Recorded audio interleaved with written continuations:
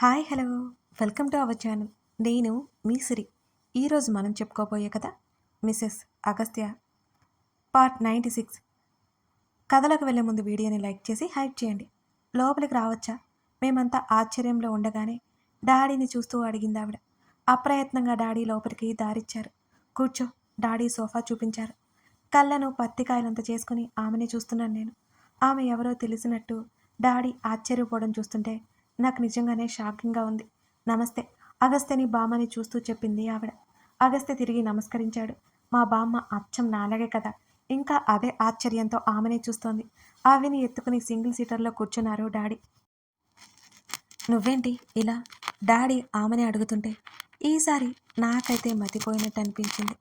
నేను నోరు తెరిచి మా డాడీ వైపు చూశాను అదే ఆశ్చర్యంతో. ఆ విషయమే చెప్పాలని వచ్చాను. ఆవిడ మాటలకు నేను కంగారుగా చూశాను. భుజాలు పట్టి దూరం జరిపి అగస్త్య పైకి లేచాడు. ఫేస్ తుడుచుకొని బామ్మ పక్కన కూర్చున్నాడు అగస్త్య. మా డాడీ ఒడ్లో నుంచి జారిపోయిన నా దగ్గరికి వచ్చింది అవంతి. నా మీదకు పాకి దాని బోసి నోటితో నా బుగ్గ కొరికి ముద్దులు పెట్టి నా ఒడిలో సెటిల్ అయిపోయింది. నా టీషర్ట్కే ఉన్న పువ్వుని చేత్తో తడుముకుంటూ ఆడుకుంటోంది అవంతి. డాడీ, ఈవిడ మీకు ముందే తెలుసా? నేను డాడీని డైరెక్ట్గా అడిగేశాను. డాడీ అవునన్నట్టుగా తల ఊపారు. మీకు మా డాడీ తెలుసా? చందన గారి వైపు చూస్తూ అడిగాను నేను. నా వైపు చూసి ఓ నవ్వు నవ్వింది. నిజంగానే చందనం నవ్వినట్లుగానే ఉంది ఆమె నవ్వు. చాలా ఆహ్లాదంగా పాజిటివ్ వైబ్స్ వచ్చేలా ఉంది ఆమెను చూస్తుంటే నాకు. ఎలా? అదే ఆశ్చర్యంతో అడిగాను. చందన, ఈ అడ్రస్ ఎలా తెలుసు నీకు అని నన్ను పట్టించుకోకుండా డాడీ అవన్నీ అడిగారు. ఇన్ని మాట్లాడుతుంటే మా అగస్త్య మాత్రం మౌనంగా ఉన్నాడు. ఎందుకో మరి. మీ అమ్మ ఇచ్చింది ఆనంద్ గారు అని మరో షాక్ ఇచ్చింది చందన. మా డాడీ పేరు కూడా తెలుసన్నమాట అని నేను ఆశ్చర్యపోయాను. ఇంకా కళ్ళు నోరు వదిలేసి చూస్తుండిపోయాను నేనైతే నిజంగానే. శ్రీ డాడీ పిలుపుతో తేరుకొని డాడీ వైపు చూశాను. నీకెలా తెలుసు? మీ ఇద్దరికి పరిచయం ఉందా? డాడీ నన్ను ఆశ్చర్యంగా చూస్తూ అడిగారు. నేను నిలువుగా అడ్డంగా తలాడించాను. ఈవిడ నేరుగా ఇంటికి వస్తుందని నాకు తెలియదు అసలు. మరి అంతే కదా. మరోవైపు డాడీ ఈవిడకి ఎలా తెలుసు? నాకు అసలు ఏం చేయాలో తోచనే లేదు. ఆనంద్ గారు మీతో మాట్లాడాలి అని అంది ఆవిడ. లేదు, మీరు నాతో మాట్లాడండి అంటూ నా ఒడిలో ఆడుకుంటున్నా నా కూతుర్ని అగస్త్య దగ్గర కూర్చోబెట్టి హడావుడిగా పైకి లేచాను. లేదు, నేను మీ నాన్నగారితోనే మాట్లాడాలి. ఆవిడ నన్నే సూటిగా చూస్తూ చెప్పడంతో నాకేం చేయాలో ఇక అర్థం కాలేదు. ముందు మీరు నాతో మాట్లాడండి, ఆ తర్వాత మా డాడీతో మాట్లాడండి. మా డాడీకి ఇందులో ఏ సంబంధం లేదు. అసలు ఆయనకి మీరెవరో కూడా తెలియదు. మీ ఫోటో కూడా నేను ఆయనకి చూపించలేదు. ఆమె దగ్గరకు వచ్చేసారి నేను హడావుడిగా మాట్లాడుతూనే. నా మాటలకి బామ్మ అగస్త్యకి అర్థమైపోయాయి కానీ మా డాడీకి అర్థం కాలేదు పాపం. బేబీ నువ్వాగు అంటూ లేచి నా భుజాలు పట్టుకొని ఏదో మాట్లాడాలి అంటుంది కదా, నేను మాట్లాడతాను అని అంటూ డాడీ ఆవిడతో మాట్లాడడానికి సిద్ధమైపోయాడు. ఆవిడ పైకి లేచింది. బిక్క మొహం వేసి చూస్తున్నాను నేను. ఆవిడ డాడీ ఇంటి బయటకు నడిచారు. నేను వెనక వెళ్ళబోతుంటే నా చేతిని పట్టుకుని ఆపాడు అగస్త్య. ఇప్పుడు ఆవిడ డాడీకి నో చెప్పిందంటే లేదా డాడీ ఆవిడకి నో చెప్పినా ఆవిడ మా డాడీకి భార్య కాలేదు. అందుకే నేను వెళ్తాను వదులు అని అంటుంటే, తిక్క మొహమ, అబద్ధం చెప్పి నువ్వేం చేయలేవు, మాట్లాడుకోనివ్వు అని అన్నాడు అగస్త్య నన్ను. నేను అబద్ధం చెప్పట్లేదు, నిజం దాస్తున్నాను అంతే అని అన్నాను తెలివిగా. నువ్వేం మాట్లాడడానికి వీల్లేదు, నోరు మూసుకొని కూర్చో గట్టిగా చెప్పాడు అగస్త్య. తనంతగా చెప్పాక ఇక తన మాట కాదంటానా నేను? కానీ వాళ్ళు ఏం మాట్లాడుకుంటున్నారో వింటాను అని పెదవులు బిగించి అగస్త్య వైపు చూడగానే లేచి నా దగ్గరికి వచ్చి, తప్పు కదా సెనోరిటా అని అన్నాడు అగస్త్య. మా డాడీ లైఫ్ ఇప్పటికైనా సెట్ అవుతుందంటే నేను ఏ తప్పైనా చేస్తా, ప్లీజ్ కాదనుకో. నా మాటలకి తను నిట్టూర్చి నా చేతిని వదిలేశాడు. నేను గబుక్కున గార్డెన్లోకి పరిగెత్తాను. గార్డెన్లోకి వెళ్ళిన తర్వాత వాళ్ళిద్దరూ కుర్చీలు వేసుకొని కూర్చుని ఉన్నారు. ఎటు వెళ్తే వాళ్ళ మాటలు వినిపిస్తాయా అని అన్నట్టు అటు ఇటు చూసి తల తిప్పి చూశాను. మొక్కలు ఉన్నాయి కానీ అటు వెళ్తే ఖచ్చితంగా దొరికిపోతాను. ఏం చేయాలి నేను అని ఆలోచించి వాళ్ళ వైపు చూశాను. నిశ్శబ్దంగా ఉన్నారు. గబుక్కున రూమ్‌లోకి వచ్చి జ్యూస్ గ్లాస్ పట్టుకున్నాను. అగస్త్య ఫోన్ లాక్కొని కాల్ చేసుకొని ఆ ట్రే కింద నా మొబైల్ పెట్టి నేను వాళ్ళ దగ్గరికి వెళ్ళాను. అప్పుడే మాట్లాడుకోవడానికి అన్నట్టు చూసిన వాళ్ళు నన్ను చూడగానే మాట్లాడుకోలేదు. ముఖ్యంగా మా డాడీ చెడగొట్టడానికి ముందే ఉంటారు కదా! అన్నట్టుంది ఆయన వ్యవహారం చూస్తుంటే. ఇంకా ఆయనకి తెలీదు కానీ ఖచ్చితంగా ఏదో మాట్లాడి చెడగొట్టేస్తారు మా డాడీ. ఆ విషయం నాకు తెలుసు. జ్యూస్ తాగుతూ మాట్లాడుకోండి అని కంగారును బయటికి రానీయకుండా పళ్ళికిరించి ఆ ట్రే పక్కన పెట్టి దాని కింద నా ఫోన్ పెట్టాను. నేను క్షణమైనా ఆగకుండా అక్కడి నుంచి వచ్చేశాను. అగస్త్య ఫోన్ నాతో పాటు పట్టుకొని వాళ్ళని చూస్తూ దూరంగా ఉన్నాను నేను. నా స్టంట్లు చూసి బామ్మ, అగస్త్య ఏదో మాట్లాడుకుంటున్నారు. చెప్పు చందన, నువ్వేంటిక్కడ అని డాడీ మళ్ళీ అడిగారు. అబ్బా, ఈ డాడీకి మాట్లాడడం కూడా చేత కాదు. కాస్త ప్రేమగా మాట్లాడొచ్చు కదా అనుకున్నాను నేను. అసలు మా మమ్మీ ఎలా పడిపోయింది? ముఖం చిట్లించుకొని చూస్తున్నాను నేను మా డాడీ వంక. మీ అమ్మాయి మీరిక్కడ ఉంటారని నాకు తెలియజేసింది అని విషయం చెప్పడానికి సిద్ధమైపోయింది అన్నట్టు అర్థమై తల కొట్టుకున్నాను నేను ఆవిడ్ని చూసి. ఏంటి మా అమ్మాయా? అసలు మీకు ఎలా పరిచయం? అయోమయంగా అడిగారు డాడీ ఇంకా అదే ఆశ్చర్యంతో. ఎలా అంటే ఒక క్షణం ఆగి, మిమ్మల్ని పెళ్లి చేసుకోవాలని మీ అమ్మాయి నాకు ప్రపోజల్ పెట్టింది. చందన గారు చెప్పడంతో డాడీ నిజంగానే చెప్పలేనంత ఆశ్చర్యంగా చూశారు. ఏంటి చందన నువ్వనేది? నమ్మలేనట్టు అడిగారు డాడీ. అవును, మీ అమ్మాయి నాతో ఒకరోజు మాట్లాడింది. మీ వివరాలన్నీ ఇచ్చి నిర్ణయం చెప్పమంది అని అంది ఆవిడ. అసలు ఈ విషయం నాకు తెలీదు. రియల్లీ సారీ చందన. తను తెలియక చేసి ఉంటుంది. నువ్వేం అనుకోకు. నువ్వు ఇబ్బంది పడి ఉంటే ఐయామ్ సారీ. డాడీ అలా చెప్పడం నాకేమాత్రం నచ్చలేదసలు. చాలా కోపమొచ్చింది నాకు. అయినా నేనేం తప్పు చేశానని మా డాడీకి పెళ్లి చేయాలనుకున్నాను. దానికే సారీలు చెప్పాలా? నాకు వచ్చే ఆవేశానికి మా డాడీ దగ్గరికి వెళ్లి గట్టిగా అరవాలనిపించింది కానీ, వాళ్ళు మాట్లాడుకుంటుంటే వెళ్ళకూడదని నేను ఆగిపోయాను. అంటే నేను వాళ్ళ మాటలు విన్నట్టు తెలిసిపోతుంది కదా! అందుకే. అయ్యో, మీరెందుకు క్షమాపణ చెబుతున్నారు? తన్ని ఏమీ అనకండి. మీరంటే చాలా ఇష్టమని నాకు తన మాటల్లో అర్థమైంది. ఏ కూతురు ఇలా ఆలోచిస్తుంది చెప్పండి? ఆవిడ నా గురించి పాజిటివ్‌గా మాట్లాడుతుంటే, నేను కళ్ళు పెద్దవి చేసుకొని మరీ చూశాను ఆవిడ వైపు. ఒకవైపు ఫోన్‌లో ఆవిడ మాటలు వింటూనే ఉన్నాను. కానీ చందన, ఈ టాపిక్ ఇంకోసారి రాకుండా నేను చూసుకుంటాను అని డాడీ కాస్త ఇబ్బందిగా అన్నారు. మీ అమ్మాయి ఒప్పుకుంటుంది అంటారా? అని అడిగిందావిడ.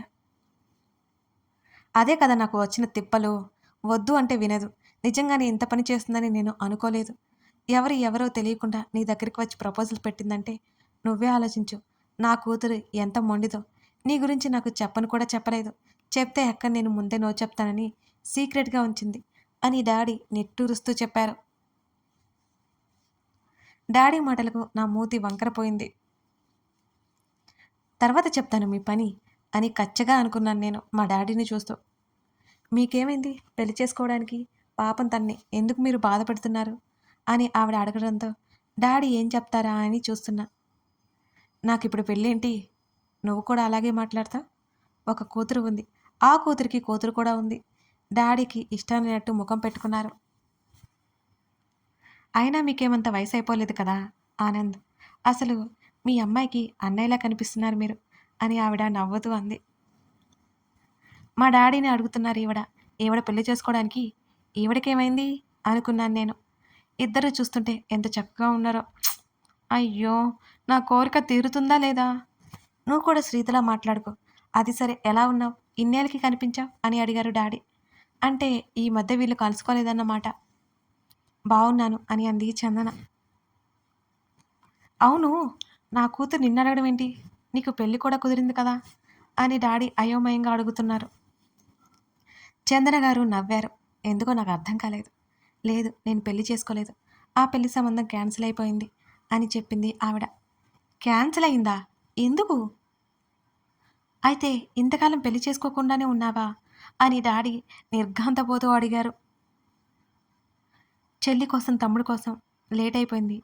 ఆ తర్వాత సంబంధం కోసం వచ్చిన వాళ్ళు వ్యవహారం చూసి నాకు పెళ్ళి అంటే విరక్తి కలిగింది. 10 ఏళ్ళు అయిపోయింది వాళ్ళంతా విదేశాలకు వెళ్ళిపోయి. అప్పట్నుంచి ఒంటరిగానే ఉంటున్నాను అని అంటూ ఆవిడ నిర్లిప్తంగా చెప్పింది. అంటే ఇన్నాళ్ళ నుంచి ఒంటరిగానే ఉన్నావా అని డాడీ అడిగిన ప్రశ్నకి ఆమె సమాధానం చెప్పక నవ్వి ఊరుకుంది. మేమున్నామని మర్చిపోయావా అని డాడీ అడిగారు.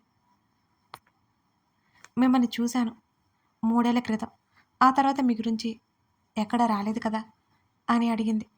లేదు 3 ఇయర్స్ బ్యాక్ యాక్సిడెంట్ జరిగింది. మొత్తం పోయింది. అప్పుడు నా కూతురే నాకు తోడుగా ఉంది. బ్రెయిన్ సర్జరీ జరిగింది. ఇదిగో ఈ 2 ఏళ్లకి మామూలయ్యాను. ఇప్పుడు ఇవన్నీ మా అల్లుడు గారు చూసుకుంటున్నారు. నా కూతురు నన్ను ఇక్కడే ఉండమని బెదిరిస్తుంటే ఇక్కడే ఉంటున్నాను అని డాడీ నవ్వారు. అవన్నీ గుర్తుకొచ్చి ఏదోలా అనిపించింది నాకైతే. అప్పటినుంచి ఒంటరిగానే ఉంటున్నారా? ఆవిడ నెమ్మదిగా అడిగింది. నా కూతురుందిగా నేనెందుకు ఒంటరిగా అవుతాను? నా బంగారు తల్లి నాతోనే ఉంది. నీకు తెలుసా? నాకు యాక్సిడెంట్ అయినప్పుడు నన్ను చంటి పాపలా చూసుకునేది. ఇదిగో ఇప్పుడు కూడా నాకు భార్యని తెచ్చి ఏదో చేయాలనుకుంటోంది. నేనంటే పిచ్చి ప్రేమ నా శ్రీదకి. డాడీ గొంతులో గర్వం తొణికిసలాడుతోంది. నాకు కళ్ళల్లోంచి నీళ్ళు ఒక్కసారిగా బయటికి వచ్చాయి. మరి అలాంటప్పుడు ఈ పెళ్ళికి మీరెందుకు ఒప్పుకోవట్లేదు? అని చందన ఆంటీ అడిగింది. డాడీకి సమాధానం కోసం నేను ఆతృతగా చూశాను. నువ్వు కూడా అలాగే మాట్లాడతావేంటి చందన? నేనేంటి? నా ఏజ్ ఏంటి? పైపెచ్చి ఇప్పుడు నా కూతుర్ని కళ్ళారా చూసుకుంటూ సంతోషంగా ఉన్నాను. ఇప్పుడు పెళ్ళంటే వ్యవహారం ఎలా ఉంటుందో నాకు తెలుసు. వచ్చే ఆమె నా కూతుర్ని నాకు దూరం చేస్తే నేనసలు భరించలేను. చివరి మాటలు చెప్పేటప్పుడు డాడీ స్వరం గంభీరంగా మారిపోయింది. అందరూ అలా ఉండరు కదా అని అంది చందన. ఏమో తెలియదు. నా తల్లి వల్ల నా తల్లి నా వల్ల చాలా కష్టాలు పడింది. ఇక ఏ కష్టం వద్దు. తన మనసు కాస్త బాధపడ్డా నేను భరించలేను. ఎవరైనా సరే నేను భరించలేను. అక్కడ ఉన్నది ఎవరని కూడా చూడకుండా శిక్షించేస్తాను. అందుకే ఇవన్నీ నాకు నచ్చవు. స్థిరంగా గంభీరంగా వచ్చింది డాడీ గొంతు ఈసారి కూడా. కొన్ని క్షణాల మౌనం తర్వాత అలా ఎందుకనుకుంటారు? మీకోసం వచ్చేవాళ్ళు ఉంటారు కదా అని అంది చందన. చందన, నిజం చెప్పాలంటే నాకసలు ఇష్టం లేదు. నా కూతురు కోసం ఒప్పుకున్నా. రేపటి రోజున మా ఫ్యామిలీలోకి వచ్చేవాళ్ళు నా వల్ల అసలు సంతోషంగా ఉండరు అన్నారు ఎటువంటి భావం లేకుండా. అక్కడ ఏడుస్తూ కూర్చున్నాను నేను. ఇక నేను వెళ్తాను అంటూ ఆవిడ పైకి లేచారు. అప్పుడప్పుడు వస్తూ ఉండు. డాడీ కూడా పైకి లేచారు. తలాడించి చిన్నగా నవ్వి, ఒక విషయం చెప్తాను, ఏమీ అనుకోకండి. మీ కూతురు లాంటి కూతురు ఉండడం మీ అదృష్టం. కానీ మీలాంటి తండ్రి ఉండడం ఆ అమ్మాయి ఏ జన్మలను చేసుకున్న పుణ్యం. చెప్పేసి అక్కడి నుంచి బయటకు వచ్చింది. డాడీ చాలాసేపటి వరకు మౌనంగా అక్కడే కూర్చుని ఉండిపోయారు. ఆ తర్వాత లేచి బయటికి వెళ్ళిపోయారు. కళ్ళు తుడుచుకొని కాల్ కట్ చేసి ఫోన్ అగస్త్యకి తిరిగి ఇచ్చేశాను నేను. అవిని బామ్మని గదిలోకి తీసుకెళ్ళిపోతే నాకు ఏడుపొస్తుంటే అక్కడే ఉండలేక నేను నా రూమ్లోకి తిరిగి వచ్చేశాను. అగస్త్య లోపలికి రావడంతో మరోసారి కళ్ళు తుడుచుకుని బెడ్షీట్ సరిచేస్తున్నట్లు నటిస్తూ ఉండిపోయాను. నా ఏడుపు చూస్తే తను చంపేస్తాడు. నా రెక్క పట్టుకుని తన వైపుకి తిప్పుకున్నాడు అగస్త్య. ఏంటి అని అడుగుతూ చిన్నగా నవ్వాను నేను. నా కంటి చివర ఉన్న కన్నీటి బొటికిని తుడిచి ఐ హేట్ దిస్ అంటూ తన చూపుడు వేలిగా ఉన్న తడిని చూపించాడు అగస్త్య. డాడీకి చాలా కష్టం కలిగిస్తున్నా కదా, నా మూర్ఖత్వంతో పెళ్లి చేయాలని చూసి వచ్చే వాళ్ళకి ఇబ్బంది అవుతుందో లేదో అని ఆలోచించలేకపోయాను అని ఏడుస్తున్న నా తలని పట్టుకుని వెనక్కి లాగి ఇంకోసారి ఏడ్చావంటే చంపేస్తాను అని దవడ బిగించి మరీ కోపంగా చెప్పాడు. తన ముఖాన్ని తన చొక్కాకేసి రుద్దేసి నా ముఖాన్ని ఏడుపొస్తుంది అన్నాను. ఏడుపొస్తుంది ఏం చేయను అని అడిగాను. నీతో మాట్లాడను. పిచ్చి కోపంగా అరిచాను. నిజానికి కోపం ఏం లేదు నాకు. ఊరుకుంటే ఇంకా ఎక్కువ చేస్తాడనే భయం. తను కాస్త వెనక్కి సర్దుకోగానే ఊపిరి పీల్చుకున్నాను. ఈసారి ఏడవను సరేనా? నా మీదకి రాబోతున్న తనకి చేతులడ్డు పెట్టాను. ఏడుపు అనేది ఓ ఎమోషన్. దాన్ని నేనెలా ఆపగలను అన్నాడు. మరి ఇదేంటి? ఆశ్చర్యంతో నోరు తెరిచి అడుగుతున్నా నన్ను చూసి. ఐ వాంట్ యూ సెనోరిటా అంటూ తెరుచుకున్న నా పెదవులను తన పెదవులతో మూసివేశాడు. వెచ్చగా తన కౌగిలిలో దాచుకున్నాడు. తను పెదవులు విడగానే కోపంగా తోసి జుట్టు ముడిపెట్టుకుని పారిపోతుంటే తను వెళ్ళనివ్వలేదు. ఏంటిది? అక్కడ అవి ఏడుస్తుంది. బామ్మ డోర్ కొడుతుంది. అప్పుడు బాగుంటుంది నీకు. నైట్ కాకుండా పగలు కూడా నీ వేషాలు మొదలుపెట్టావు అని నేను అంటుంటే నా హృదయంలో లోతుగా మరో ముద్దు ఇచ్చాడు. నా నోరు మోయించాడు. అప్రయత్నంగా నా చేతులు తన వీపుని అల్లేశాయి. కథ నచ్చితే లైక్ చేసి కామెంట్ చేయడం మర్చిపోకండి. అలాగే మరిన్ని కథలకై మన ఛానల్ని సబ్స్క్రైబ్ చేసుకొని సపోర్ట్ చేస్తారని ఆశిస్తున్నాను. Thank you for watching this video. మరో ఎపిసోడ్తో మనం మళ్ళీ కలుద్దాం.